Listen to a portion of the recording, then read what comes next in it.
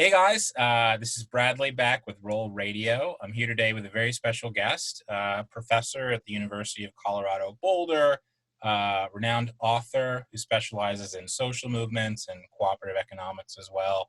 Nathan Schneider is here on the podcast. Hello, good to be here. Awesome, Nathan. Well, before we dive into anything, let's just do a quick start here. So, tell me a little bit about your upbringing, where you came from. I grew up in Virginia, near Washington D.C. And I guess I don't know exactly what's most relevant, but one thing that one experiences growing up in that area is a lot of governance. That's something I'm looking back on a lot now, and seeing the Capitol almost every day. Things like that. But at the same time, the experiences that were most important for me, I think, in terms of things that I'm looking back on a lot now, are experiences of very local scale governance. Like I went to a public alternative school that enabled students to have some say in how the school ran, and there was a weekly town meeting, and I got really interested in the kind of process of those meetings, and eventually got involved in changing some policies in the school. And it was an experience where I didn't think I was capable of doing it until somebody thrust me into that position, and I realized I was. And that, to me is was an experience that stuck with me, where I have a bias which is not a bias I think a lot of people share, which is that generally, if you thrust people into situations of power and democracy, they will actually do something good with it. And so I'm running on that bias, for better or worse. Incredible. And just being a fan and knowing about your background a little bit, you're quite well known for covering social movements in the past, like Occupy Wall Street. And now, really, I'd say in the past 5 or 6 years, stepping into and really introducing mass audiences into the concepts of, digital cooperativism or, digital co-ops.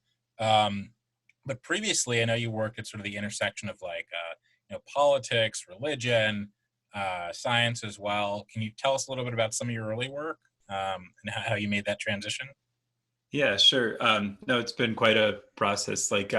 My earlier academic work was in religion, after a quick sojourn in computer science when I was in school. But I was really obsessed with the study of religion, and religion as a lens through which to explore lots of different topics. And that was partly personal. I converted to Catholicism when I was a teenager. And so part of that interest was figuring out what the heck happened to me, what is going on. And then, but then I found it to be a really powerful lens for just exploring lots of other things: politics, science. I did stuff on creationism debates, on neuroscience, on computation, and kind of imaginations of around all these things. I just found religion to be really powerful starting point, and so that was where a lot of my early work was. My first book was called God and Proof. It was exploring attempts to prove or disprove the existence of God through recorded history, and particularly in the cultures of the internet at that time, how people were debating these things on YouTube and kind of building celebrity followings around these ancient debates. But throughout that time too, I was also deeply interested in questions of social change.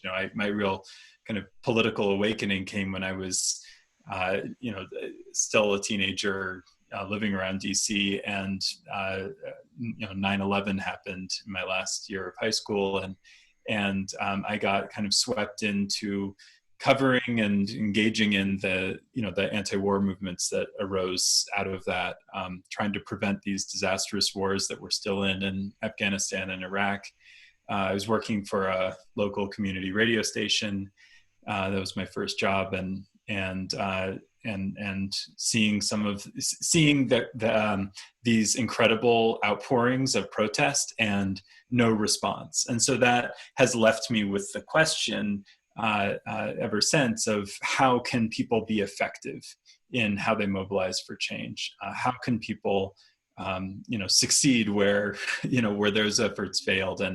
And so when I became a reporter, throughout much of my 20s, I really focused on that question, and co-founded a website called Waging Nonviolence that covers resistance movements around the world.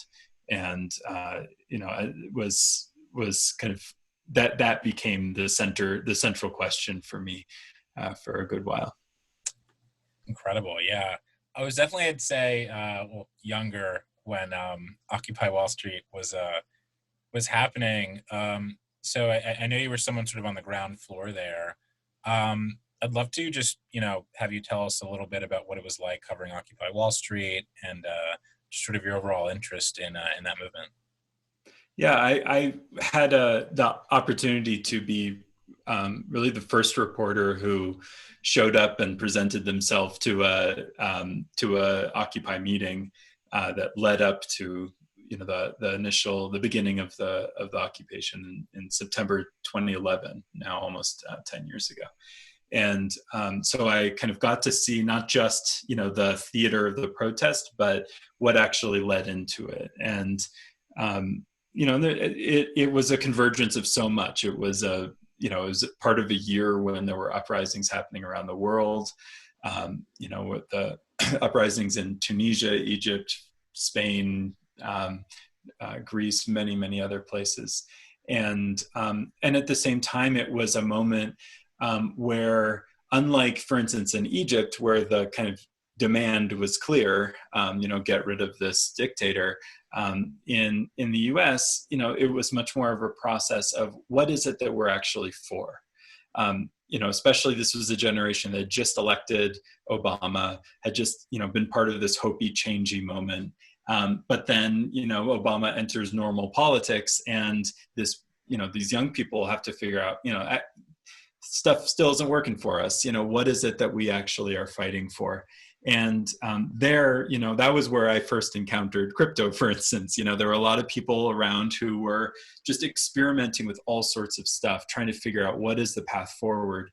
And they came to a lot of different answers. Those people are now involved in a lot of different things.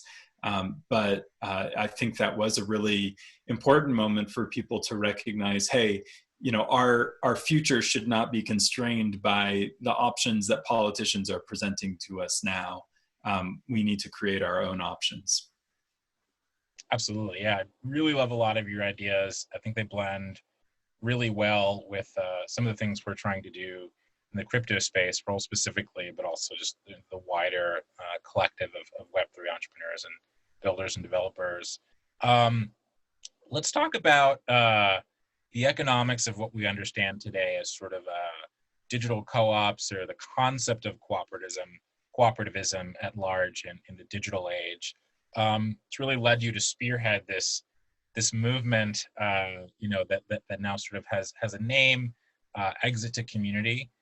We've seen a lot of folks in sort of the blockchain world use this. It's becoming more popular. I want to talk about the journey to this movement and some of the things you learned writing sort of your first two books on those topics, if I'm correct, Ours to Hack and to Own, and Everything for Everyone. Yeah. So coming out of that Occupy experience, I was there from the beginning, and I stayed longer than most other reporters stayed, just watching what happened to people who were involved in that uprising. And a couple things I started to encounter, one was a bunch of these people started turning toward cooperative business. They had been practicing this kind of radical democracy in the occupied squares. And so it kind of seemed to make sense to, hey, we should be practicing democracy in our livelihoods and our jobs. We should have democratic workplaces. And so they found themselves coming into creating a kind of surge into this old tradition of cooperative business, which is, a kind of business that's existed since the, in the West since the 1840s, kind of grew up alongside the investor-owned corporation, has really shaped our economy in ways that we often don't appreciate. And it's a kind of business that's designed to be democratic. And at the same time, actually, on my book tour for my Occupy book, Thank You, Anarchy, I was taken away to a to a kind of strange, dark pop-up cafe by an old friend who told me, this was the very beginning of 2014, that this new white paper had just come out about this thing called Ethereum. And so I was really exploring, I kind of got obsessed with both, and was exploring, on the one hand, this ancient tradition of cooperative economics, which has had a long modern manifestation. I learned, for instance, never understood that my grandfather had run a large national cooperative, and just learned all these things about how my own family history had been shaped by this tradition. And then at the same time was, beginning to get involved in the kind of sci-fi of what the people behind Ethereum were trying to create. And all of this amounts to, like, how can we, build real democracy into this online economy? The word democratization or democratizing is thrown around so much. We're going to democratize X. We're going to, in the startup world, but that never includes ownership and governance, which is what everybody else means by democracy. And so I got kind of obsessed with, how can we get real democracy into these spaces, and started finding some startups that were doing that kind of on their own independently. Around 2015 and 2016, I started working with a collaborator, Trevor Schultz, who coined this term platform cooperativism. We organized conferences that got a lot of energy and interest around this idea of building cooperatives for the digital economy, and that's something I've just been very involved in ever since, trying to build an ecosystem and infrastructure so that these kinds of models can exist. The exit to community idea is kind of a more recent manifestation of this longer effort, which is really oriented at trying to challenge the startup economy and to involve the kind of startup culture more. I found that a lot of founders I'd encounter, including very successful ones, were frustrated with the mainstream way of doing things, and they couldn't just go back and rewind time and start as a cooperative. So the question to me became, how can we create better options for founders, for investors, for their communities? And the idea of exit to community is let's use a broad range of tools, not just cooperatives, not just crypto, whatever we can, to make it so that community ownership can become a normal destination for successful projects, and that founders and investors and whoever else is involved in getting something going can actually see benefits for themselves in creating community assets for the long term. And so the goal here is really to understand that a commons should be our goal when we're creating online communities. It shouldn't be a thing that we're always having to extract from and lie about and pretend we're supporting when we're actually trying to do something else. But the commons should become the ends, not just the means of what we're trying to create. Absolutely, yeah. I love that you're familiar with our world and sort of crypto and Ethereum, but I love even more that you're outside of the space and have this awesome perspective that I think enhances a lot of our views. It's really special. Yeah, for me, I mean, the term exit to community really came onto my radar, I think 2 years ago with your Hacker Noon post, and then sort of it was just kind of resurfaced in my personal world when you published this sort of 60-page pamphlet or ebook, and now we're seeing the term used a lot more. I'd love for you to just break it down for us in your own words. What does the term exit to community really mean?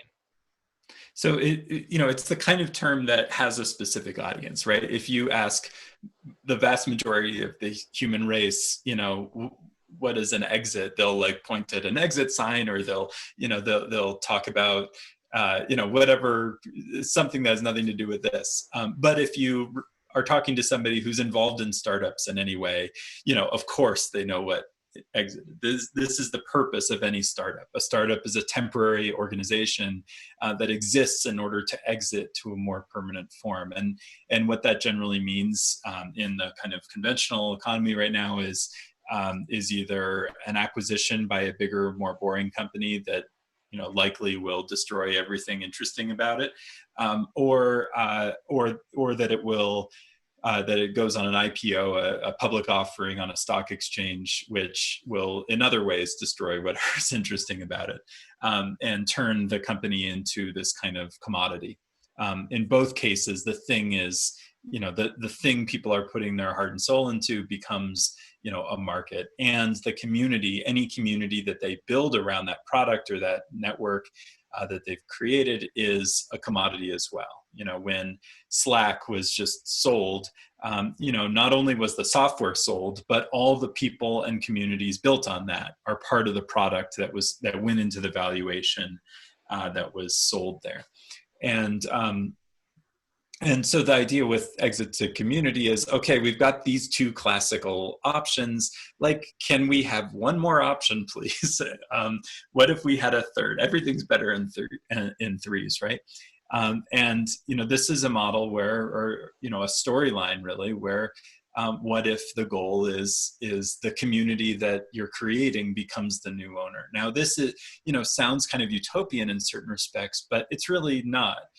This is grounded in legacies that are very, very real.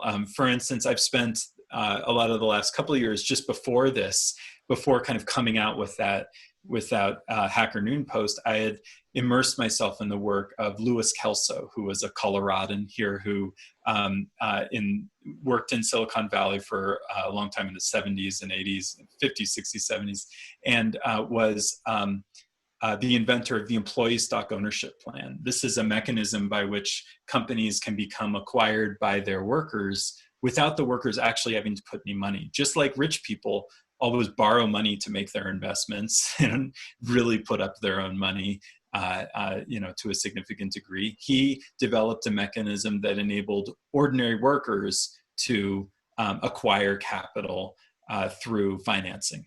And so the kinds of strategies that we're looking at around exit to community are different ways where the relevant communities can become owners, can become core stakeholders in a way that is accessible to anyone, we hope.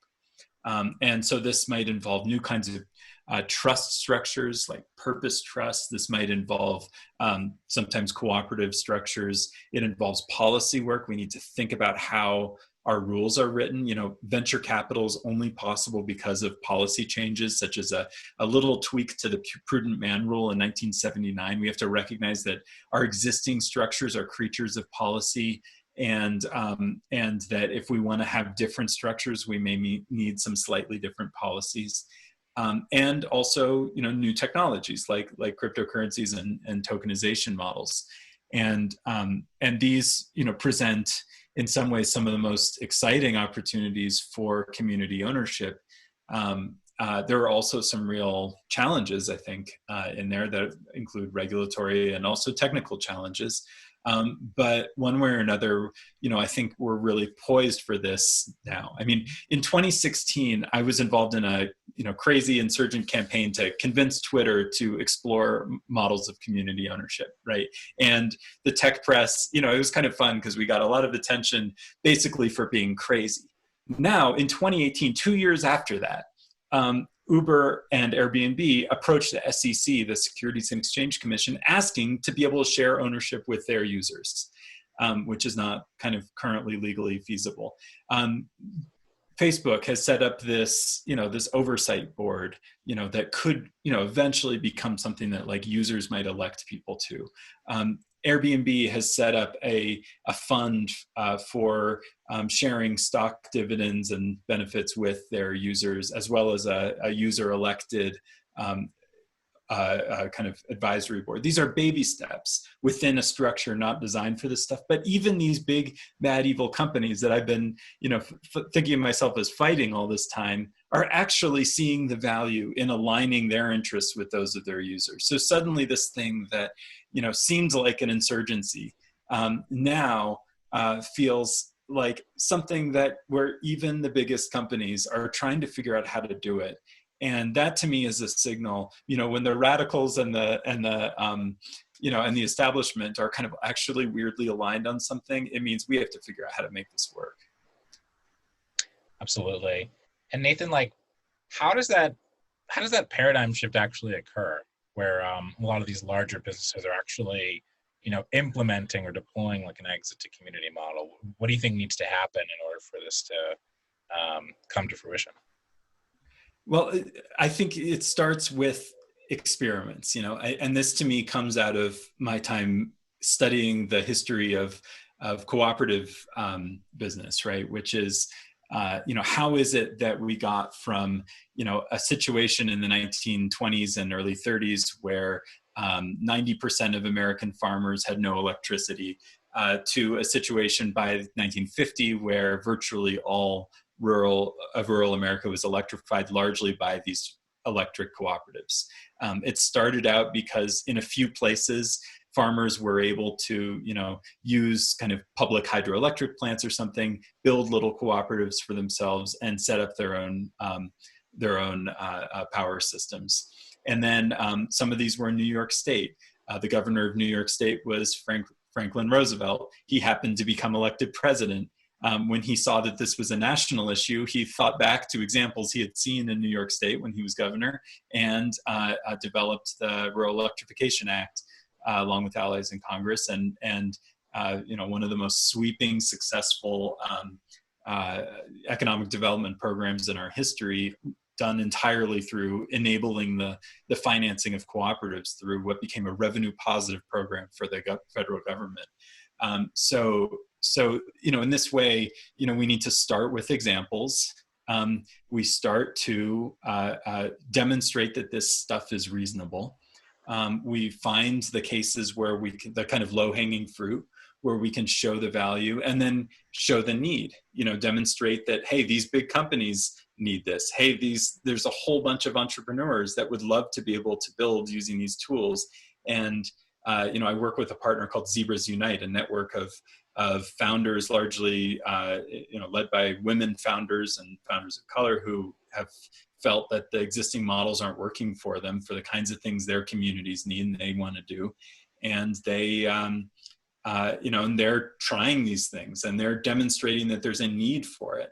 And then, we need to understand what are the bottlenecks, what are the constraints, and how do we change those constraints, either through technical or business innovations, as well as through policy change and cultural change, helping people see that it's not so scary. This is not crazy. A lot of this stuff has been done before. A lot of this stuff is actually not that new. Fascinating, yeah. So Nathan, if those experiments are successful, and exit to community is the biggest concept in the world, and now people are going public, through their users, what do you think are the natural implications of this when everyday users become owners and have a stake in the governance of the products and companies they use? In some ways, I think of it as more boring than some people might like. I mean, when you think about some of our large co-owned businesses, right, ranging from REI, the outdoor equipment store, or early Visa, which was a cooperative, the credit card system. Now it's public company, but early on it was a cooperative of small banks, or a lot of Land O'Lakes, Ocean Spray, these kinds of companies, Organic Valley, Associated Press. I mean, Facebook, right? Everybody's focused on Facebook, the biggest, new platform out there. But Associated Press reaches about the same number of people in the world every day. And nobody worries about it because it's got a sound governance structure. It's not like a fiefdom of one, person in their mid 30s. It's an institution that is accountable, and therefore we trust it to, for instance, decide our elections and things like that. And not decide, but call. And so in a lot of ways, I think a world, full of exit to community could be a little less boring, or a little more boring in certain respects. Like the things we need to rely on would just be accountable to us in a way that where we don't have to worry about them as much. But at the same time, they create opportunities for people to participate, to have a say in, for instance, if you are, I'm on the board of an organization called We Own It that helps people organize in their especially rural electric cooperatives or credit unions, right? If your rural electric cooperative is not investing enough in green energy, you can run for the board and force it to, right? If your credit union is not investing in affordable housing enough, you're a member of that. You have mechanisms where you can enter into that discussion and create change. And that should just be available to us. That should be an option for us, just like, running for office in the government. Most of us don't want to do that and aren't going to do it and shouldn't do it probably. Maybe I won't say that last one, but we don't need to, because there's an infrastructure of some sort of process that we can rely on, and we can play our part. And for a lot of this stuff, some people, founders, worry about, like, oh my gosh, all my users are going to be, bugging me all the time and telling me what to do. And really, a lot of these systems are already in place. I mean, if you are running a public company, you already have a huge number of investors, owners. The only difference is those people only care about the business to the extent that it can make them money. Whereas if you're talking about a community of users, these people, care about maybe making a return, but they also care about, like, their personal data not being abused. So the incentive structure is a bit more balanced. And we already know how to do governance with large numbers of stakeholders. It's not that hard. We can always do better. I'm really interested in online governance. I think we can do some really cool new things. But on the whole, we have ways of channeling these kinds of broad-based structures. And so this is not, again, this is not crazy stuff. I think that the potential for transformation in terms of just having, getting out of this world in which we totally mistrust virtually every large institution in our lives, is a radical shift. But in some ways, what I think we're working toward is, a world that is just more reliable, a world that is, that is actually accountable to us, rather than like having these kind of unaccountable, CEO gurus making decisions that we have no say in. I mean, it's a kind of absurd world. We live in the weird science fiction now, and what I hope for is, let's get back to on track to the boring Star Trek utopia. For sure. Cool. All right. Well, let's get into it. So, I think one interesting way to potentially introduce the concept of exit to community is with a completely new technology that starts from that concept. So instead of businesses needing to shift conventional thinking, you're introduced to a new way of thinking and a new technology. Have you personally done any thinking, and you mentioned a little earlier, but very specifically around the concept of community as a digital asset, specifically a blockchain-based asset, where its value can be shared amongst its users? Yeah. I mean, this idea, is something I remember coming up, in the very earliest discussions in Ethereum world. Like before Ethereum was software, when it was still just a white paper. I remember, proposals along the lines of, of what you all are building, coming up then? Of course, there's a big difference between a proposal and an implementation that actually works and that people actually want to use. The best ideas are the ones that, lots of people are thinking of at once. And, on the one hand, I think it's a very powerful match between, this idea of creating communities that are, the responsible parties for companies, and a technology that actually is able to represent those communities in a more fine-grained way. Stock certificates are, really old kind of technology, and they have a lot of limitations that we could undo in terms of, greater liquidity, more interesting governance rights, more finely tuned relationships, both laterally among community members and between the network as a whole and the community. From the beginning, I was never interested when people talked about, when people started trying to convince me I should be paying attention to Bitcoin, for instance, because I'm just not a money guy. Like, I'm not one of these people who's like worried about the Federal Reserve and the gold standard and all this stuff. Like, I recognize that there are issues there, and I'm glad that some people care about that stuff. I don't. I'm just not into it. But what I am into is those experiences of democracy. And as soon as, the thing that got me excited about Ethereum was, here was a vision for how that could change how people relate to each other and how they build their communities. The danger, of course, is that there's something very powerful about the unknowability of communities, about the intangible, the non-computational features of them. You think of like the old, Marcel Mauss, like the old ethnography from the 19th century, and early 20th century about gift exchanges, and the way in which a gift loses its power when it is, when there's a transaction involved. When it starts to feel like a transaction, it's no longer a gift. When a community starts to feel like a speculative asset, is it really a community anymore? And so I think that's one side of the concerns I have about these kinds of approaches. And it's a concern that doesn't make me want to step away, it makes me want to step into. How can we find the right balance here between the living, human, thriving side of a community and, its economics and its self-governance?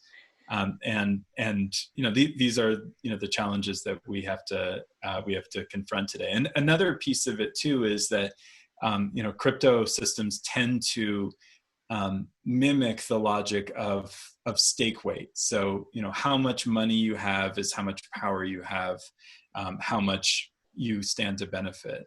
The cooperative tradition, in contrast, has more of this logic of one person, one vote. The idea that we want to create a system in which every person has equal value, even if maybe they have different amounts of assets.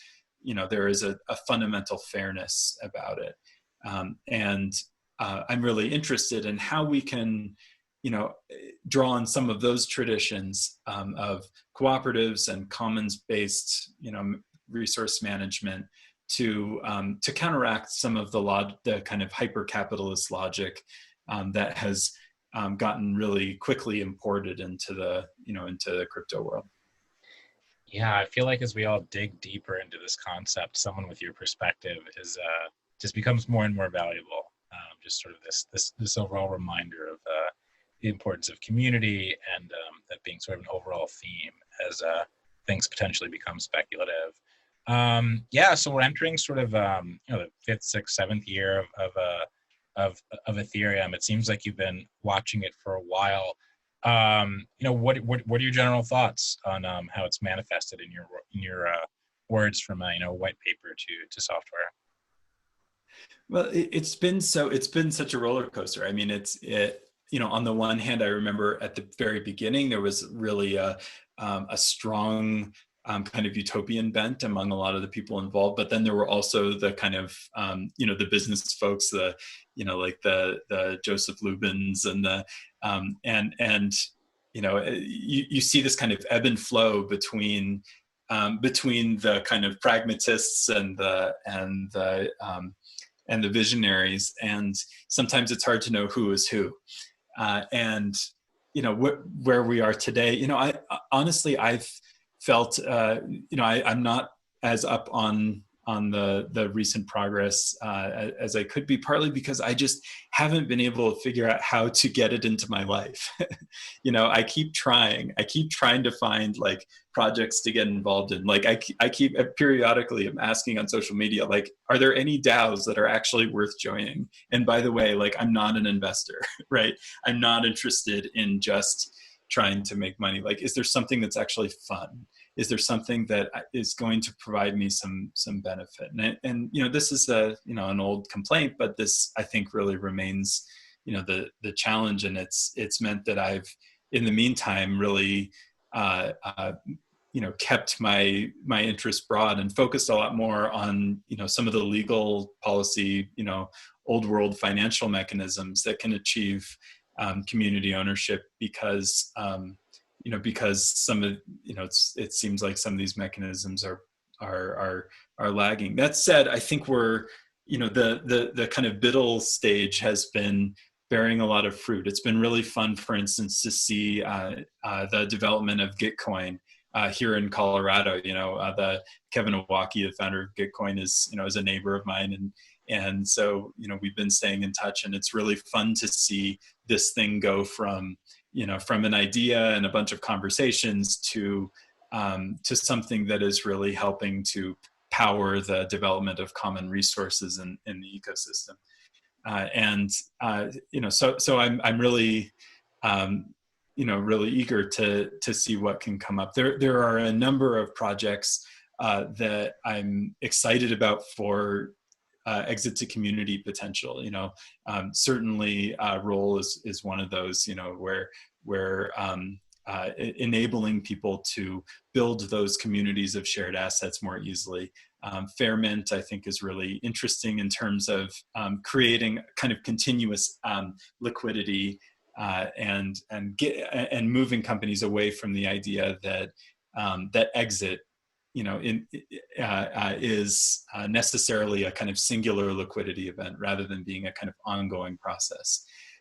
And so these kinds of moves are just super exciting and necessary. I'm not, still not putting all my eggs in the crypto basket, but I'm, whenever these kinds of opportunities come up, I think we just need to say, yes, how can we make these more available? How can we make these work? How can we, bring kind of responsible co-ownership to the many people who don't have access to it? And it's just so to underscore the importance of this stuff. It's fun technical stuff, but we in the United States, for instance, the richest country in the world, still, like, most of the population does not have capital assets, and that's a profound tragedy if there is anything about capitalism that is running the world, because capital is what enables people to have the ability to do something other than work in their lives. And I tend to think that we should democratize capital, and that this idea that most people, so many families, are living without savings, without any kind of firm assets. If we can change that, if we can get to the point where everybody has some ownership in the economy, where everybody is a kind of firmer stakeholder, it's just an incredible chance for us to all grow together. And so the justice implications of community ownership are just immense. And it does, finally present a real danger in the crypto world, where so much of the things that are being built now are kind of reaffirming and amplifying existing privilege and access. We're seeing people who already have a lot getting more. And to me, the big question is, when are we going to stop just saying we're challenging that and actually challenge some of those patterns?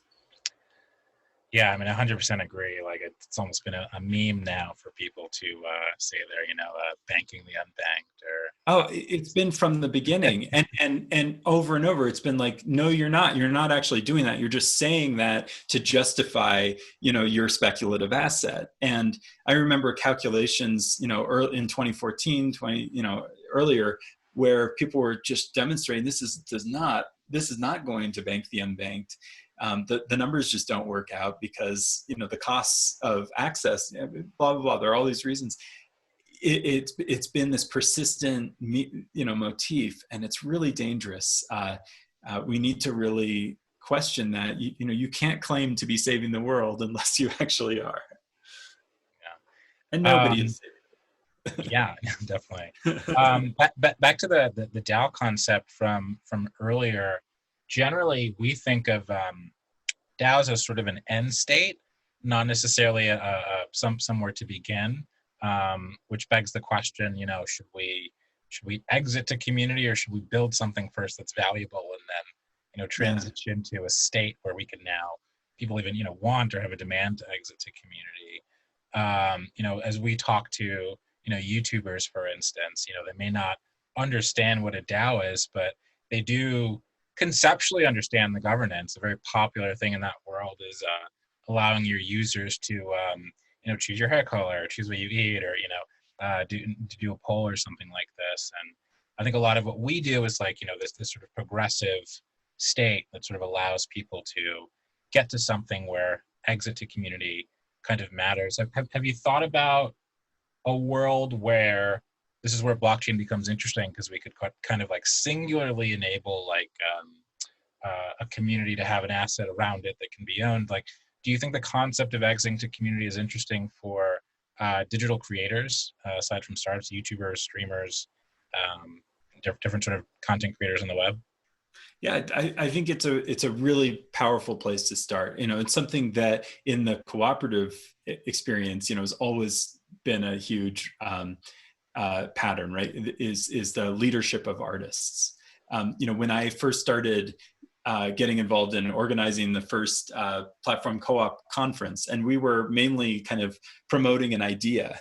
An old friend of mine reached out and said, I know I have some friends who have a company that sounds like what you're doing.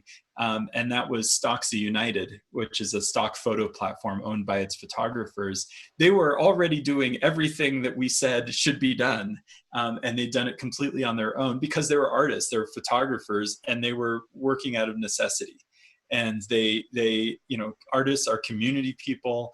They understand how to work together. They understand how to create new cultural forces.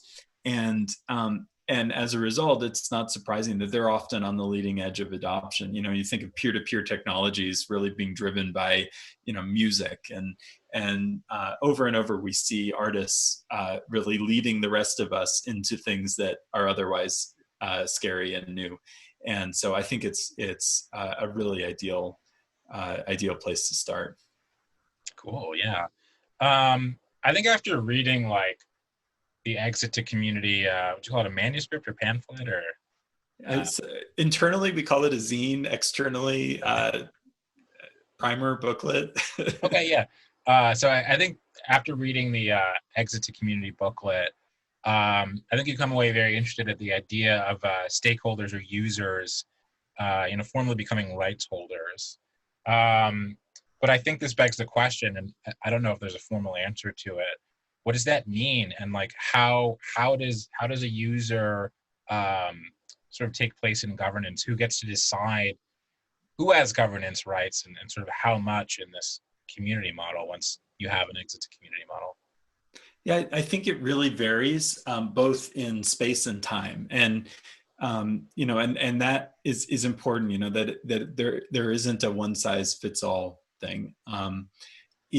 You were talking earlier about like the process. Do you start with the community, or do you move toward it? And again, that's an open question. I found a lot of cases in the when working with cooperative startups where it didn't make sense to like bring on the full cooperative all at the very beginning, because the founder hadn't really figured out what they were doing yet. They hadn't set the vision.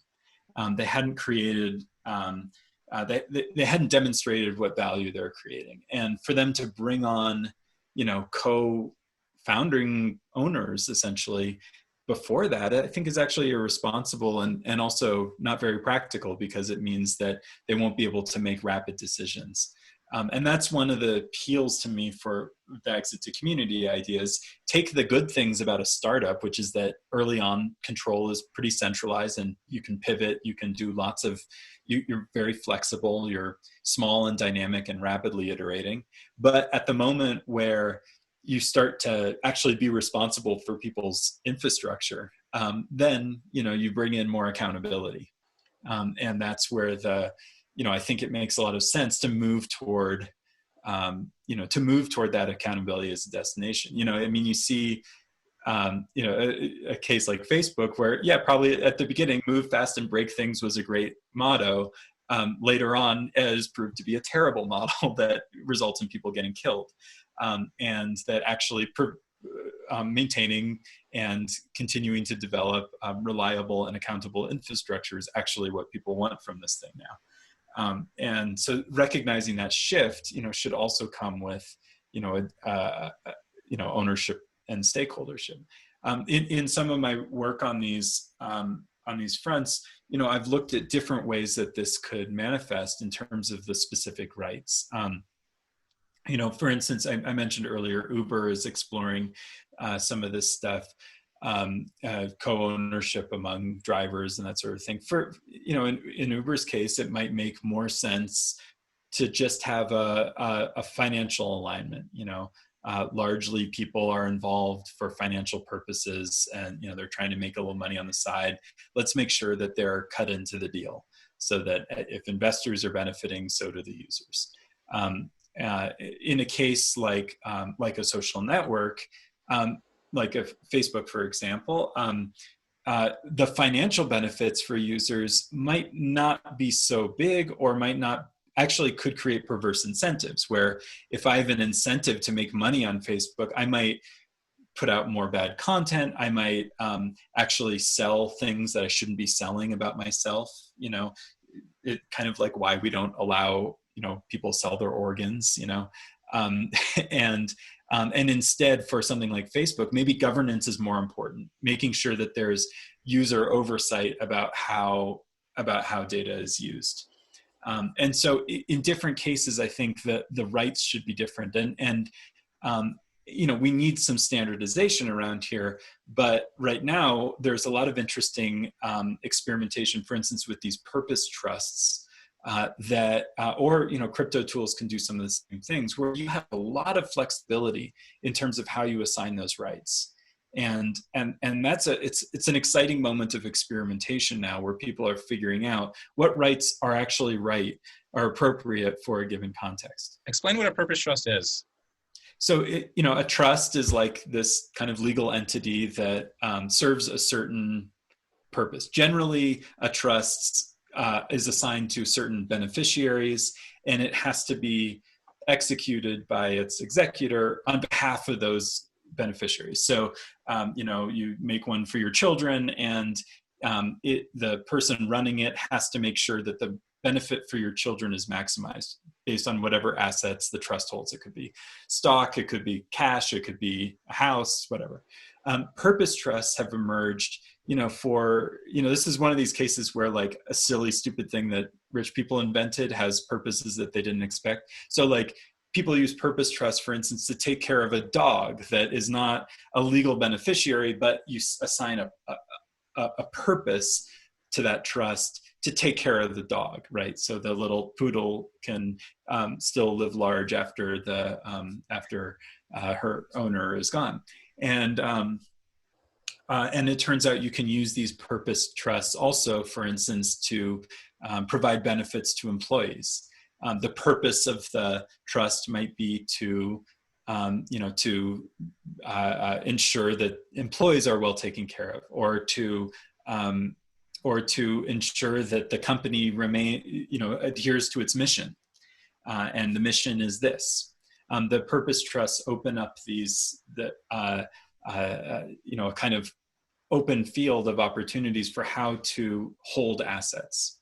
And so this is a pretty new territory in US business law. It's actually a little better established in the UK. For instance, there's a large UK retailer called John Lewis Partnership that was an old, department store and the heir's son in the, early mid 20th century sold it gradually over to its employees, and it's held through this trust.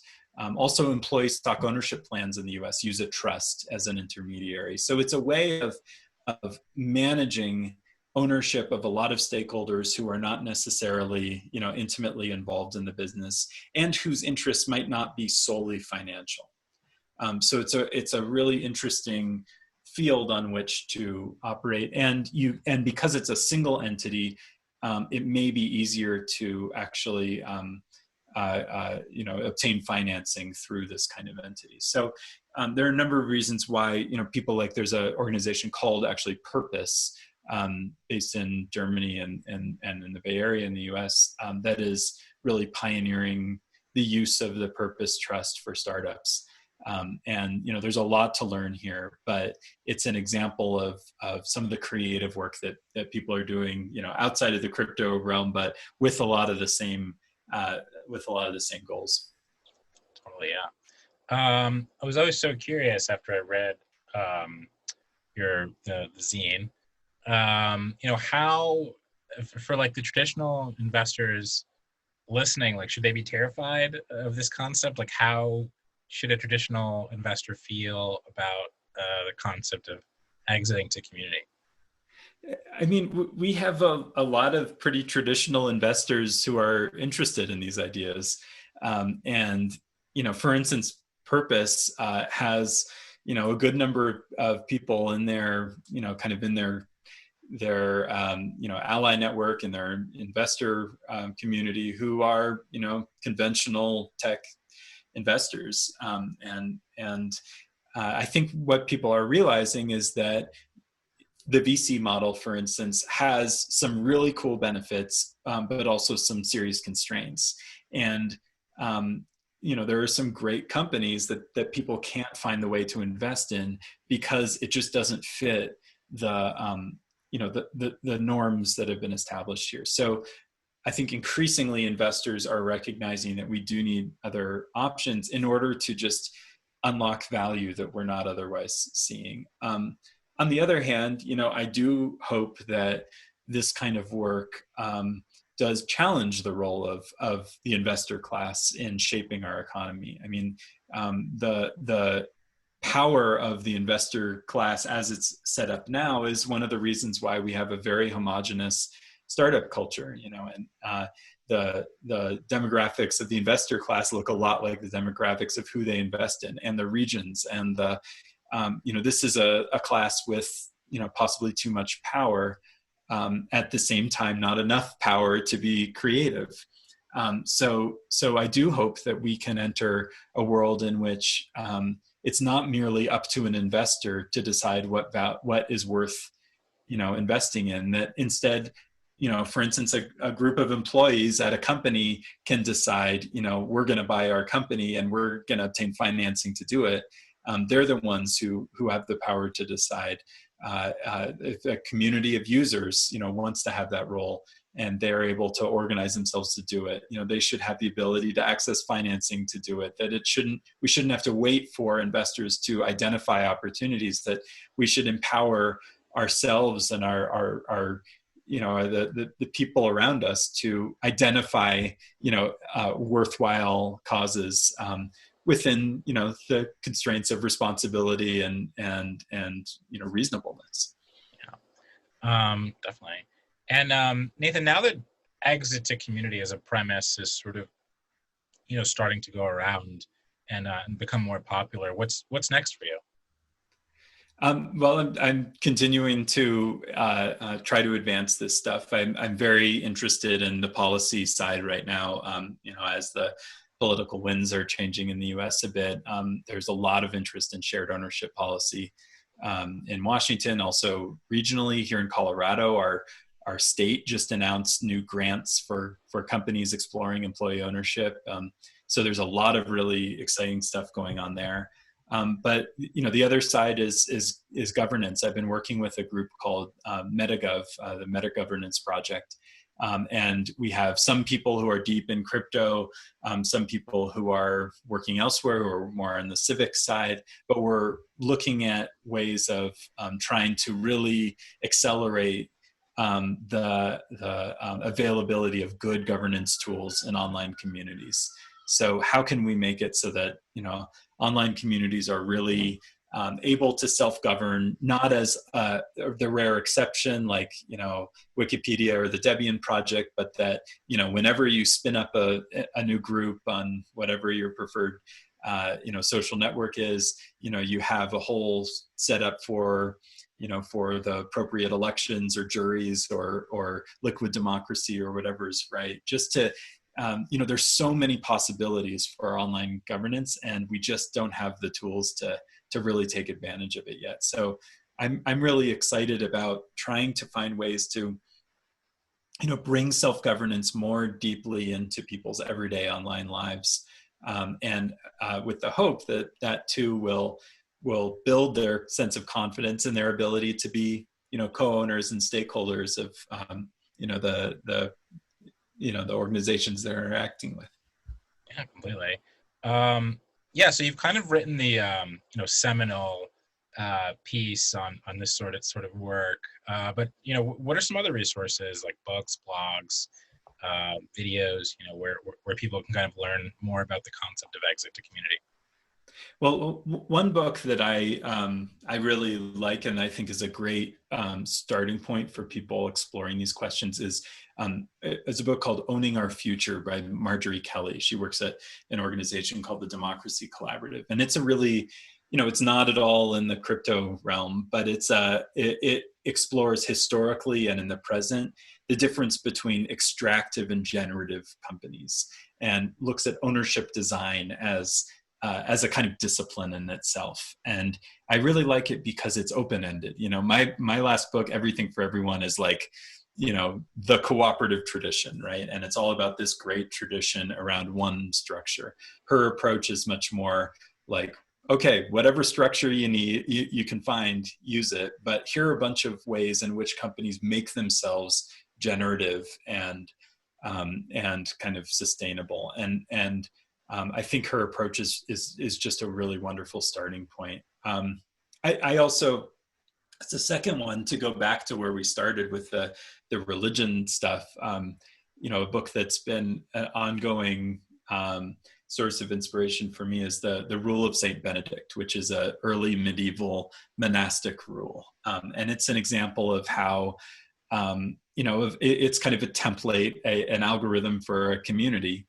And it is in continuous use, since the 7th or 8th century. And it's a powerful text because it's a rule, but it's also, culture. It's also compassion. It has this way of undermining itself, talks about itself as a rule for beginners. There's a kind of gentleness about it as well as a harshness at times. And I think it's a powerful example of how when we're developing governance, we can't neglect culture, and that we have to recognize that these things are just so deeply interwoven. Engineers in us sometimes can forget that. And Nathan, lastly, where can people find you online and just learn more about these concepts? So I have a website at nathanschneider.info that just is, a collection of my own work. As well as for the exit to community concept, we have a wiki at e2c.how that was just built out of our the cohort process that we ran over the last few months. Finally, at the website of my lab at the University of Colorado Boulder, we have a collection of exit to community resources. I won't bother you with the URL, but if you just search MedLab, which stands for Media Enterprise Design Lab, and exit to community, you'll find it. But the booklet's there for download, and uh, yeah, please be in touch. I'm really eager to help help people find the resources they need to explore these models and to collaborate with each other. Finally, also do consider this network that I mentioned earlier, Zebras Unite, which has been a real ally in this exit to community model. It's a great organization that I am also on the board of the nonprofit side, so I'm biased, but long before I joined, I was a huge fan of the work they're doing in integrating not just like the questions of inclusion and diversity in the startup world, but the questions of why the particular models we're relying on are making those challenges harder to overcome. And so with the Zebras folks, it's working for greater justice, but doing so with very the practical means of trying to develop the right kinds of business models and investment structures and all these sorts of things. It's a wonderful mix of of frustration and lots of things that we can do about it, and a great deal of hope. Awesome. Well, Nathan, this has been fantastic. Thanks for spending an hour with us and stopping by Roll Radio. Thank you for having me. I'm so excited by what you're doing and look forward to being in touch.